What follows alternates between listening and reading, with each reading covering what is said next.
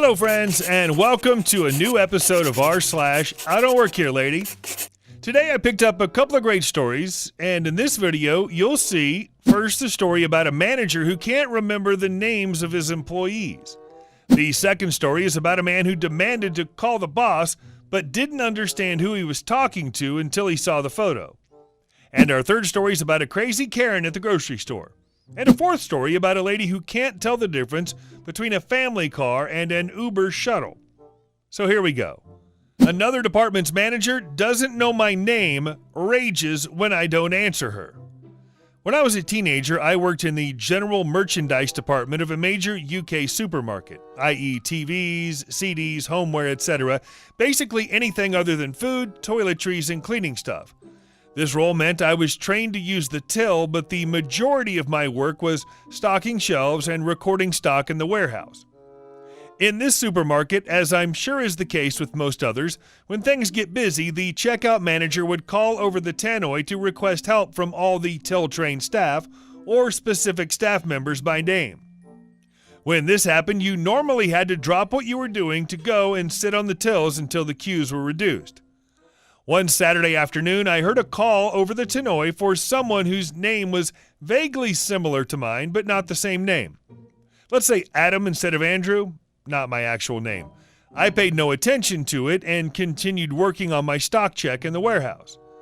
When I returned to the shop floor about 20 minutes later, the checkout manager marched up to me and started yelling that she told me to come down and I have to do what she says. I told her I never heard her call me, at which point she says something along the lines of, "Don't lie, Adam, you must have heard me." At this point it clicks, she doesn't know my name, despite me having worked there for 6 months, regularly interacting with her, and had my name on her list of till-trained staff. So I calmly tell her my name is Andrew, not Adam. She doesn't accept this, and we get into a bit of an argument where she's convinced my name is Adam and that I'm messing with her. I told her, check with the duty manager, my line manager, or any of the supervisors in her team as I know them all. I then walked off to resume my work. At age 17, it felt a bit dangerous to walk away from a manager who was having a go at you, but I knew I was in the right, and I knew I could easily get one of the other managers on my side if she tried to punish me. I worked at that place for about a year after this incident, and at least once every couple weeks, I would hear Adam to the checkouts. I knew full well that she was asking for me, but never once answered the call out of principle. And when she inevitably had a go at me, I inevitably told her she didn't ask for me. After a few months of this, she finally spoke to my manager about disciplining me, which my manager obviously told her she had it wrong. She started using my real name after that, but spoke to me like I was a piece of dirt every time she saw me. Nice story, Adam. Let's move on to the next one. He waited in line for this ridiculous flex. I'm an author on a book tour. I'm in a big chain bookstore sitting at a table with a stack of my books in front of me, and beside a 7-foot-tall reproduction of my book cover, I'm chatting with someone while signing their book. There are 3 people in line behind them. It's my first book, so 3 people in line is huge for me. I'm enjoying the hell out of it, and I'm working my hardest to make sure everyone's having a great time. And mostly they are. Mostly. I start to pick up an impatient vibe from a man at the end of the line. He's kind of huffy, looking around a lot, and keeps trying to make eye contact with me as I'm writing a somewhat lengthy dedication for the person at the front. The front person asks if we can take a photo together. I say, of course, because I'm so not used to anyone wanting to take a picture with me, and I'm totally an attention hog. This really sets Grumpy Man off. Really? He barks. I'm trying my best not to be mad at Grumpy Man because he's in line to buy my book. Maybe he had an awful day, or maybe he's late for dinner, or maybe his parking meter ran out 5 minutes ago and he has so many parking tickets they're going to tow his car. Who knows? So I ask the other people in line if it's okay for this gentleman to jump ahead since he seems to be pressed for time, and everybody's cool with it. So I motion for him to come on up. He plops a bag down on the signing table, pulls out 3 copies of Geddy Lee's Big Book of Bass, and says, "I need to return these." Oh no.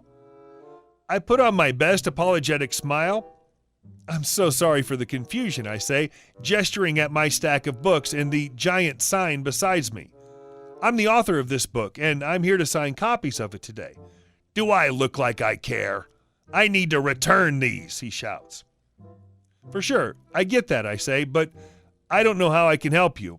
I don't work here. I'm just visiting this store to sign my book. I point towards the cash desk about 20 feet away and say, I'm sure that the awesome people who work at the store would be happy to help you. I stood in this line. You need to help me, he snaps. I'm pretty convinced that he's not listening to me. I'm so sorry about that confusion. It makes sense. There was a line of people. You figured it was a line for cash, so you stood in it. But it turns out it was a line to get my autograph. The good news is there's no line at the cash register, and I pointed towards the actual cash register.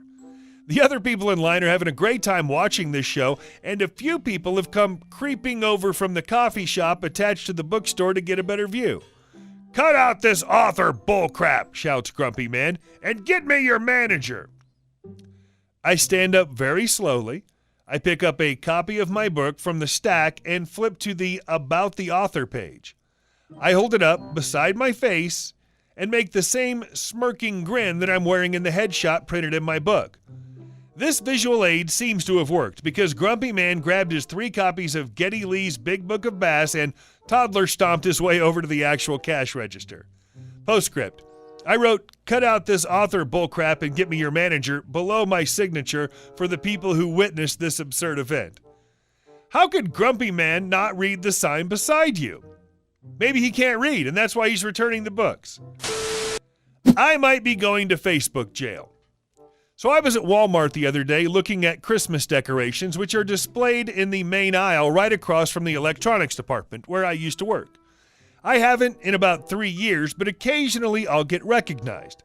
I'm guessing this is one of those times because I was dressed in all black, nothing even remotely blue. Anyway, I hear a sharp female voice behind me. I turn around and there's Karen, 478 millionth of her name, seller of LuLaRoe. Self-styled entrepreneur and drinker of vodka from water bottles at her Darling Jackson soccer games. Karen. Where are the kitchen utensils? Me. In the Homelines area. It's up front by the pharmacy. I said this out of pure reflex. I was so used to customers asking me where things were, I think I'll always respond immediately by telling them exactly where to look. Karen. I know that. I was just up there and couldn't find them. Me. Well, that's where they are. Excuse me. I moved to get past her, which was difficult because she maneuvered her cart so that it was pretty much blocking all foot traffic in the busiest part of the store. To my surprise, she actually moved. She had a strange look on her face, though, kind of a deer in the headlights with a lot of rapid blinking. When I walked past, I noticed her taking out her phone and dipping down a side aisle, and Miss Thing was hustling. Oh, Lord, I wasn't sure what was about to happen, but I knew it was going to be loud. So I was walking down another aisle when she bursts out in front of me, slightly out of breath and holding her phone out in front of her like she was talking on speaker with who I assumed was the customer service line. She was like Kyle Fuller with hot flashes and an iPhone. Karen, at Walmart. Oh, look, here she is. Come here. She points and beckons at me. Me. No. I was honestly confused at what was happening. I owed this woman exactly none of my time. She comes up to me instead. Karen, say hi to Facebook. What's your name? She says this with the slightly manic, slightly smug look of someone who has very clearly just found the hill she was willing to die on. This B-word was recording me in a Facebook Live video. Me. Hi, Facebook. Why are you friends with her? Karen. Ooh, she's got a sense of humor. She won't tell me her name. This is City Walmart. Today's December 17th, 2018 at 10:30 p.m. I don't remember the exact day or time, but that sounds about right. Then she ended the video. Karen, I have you on video. I'll be sharing this with the City Walmart's Facebook page. Have a good day. She drew out the last word in kind of a sing-songy voice that I can only describe as a slasher smile. It's now 2 days later, and as far as I know, Walmart doesn't really conduct investigations through Facebook, so I think I'm safe, guys. I'm surprised when you realize she was recording you, you didn't say something like, I don't work here and you are harassing a random store patron. Good job, Inspector. Sometimes snark is the best combat to idiots with cell phones. That's my husband, not a shuttle driver. We were on vacation and stopped on the Canadian side of Niagara Falls. We were trying to get in line before it got busy. The plan was my husband would drop me and my daughter off to get in line, then go park the rental car and join us. As he lets us off out front, an elderly woman approaches us. I'm a pretty friendly person, so I smiled at her and she started telling me that she and her friend were German tourists who were separated from their group. Concerned, I looked around to direct them to the help/ticket booth at the Falls check-in. Me, oh, let's see if we can get you some help. German, no, he will take us to our hotel, pointing at my husband. Me, wait, what? No, he's going to park the car so we can see the falls. This is a private car. German, just take us to our hotel. Waves her friend over and heads towards the car door. Our hotel is just up there. He will take us. Me, ma'am, this is my husband and our rental car. We just arrived last night and don't know the city. We are here to see the falls too. He's not driving you anywhere. How rude. He must. We are not Canadian. Me, well, we aren't Canadian either. I'm sure security can help you get a taxi or you can call your hotel for their shuttle. German, I have no phone, and no, that will take too long. I am not paying. You are so rude. We are guests in this country and paying a lot of money for this trip. Me, to my husband, just go now. Leave. Me to her, ma'am, we are visiting this country and paying a lot for this trip too. We're not driving you anywhere. Good luck. The German lady continued to scream about how rude and awful we were as we walked away. Random people were now looking at my daughter and I like we did something wrong. I did get security to go check on her. The security guard reported she had her phone out and was calling the hotel for their shuttle. She completely waved them off and said they were fine. Hey, thank you guys for watching the video to the end, and I'll see you in the next one.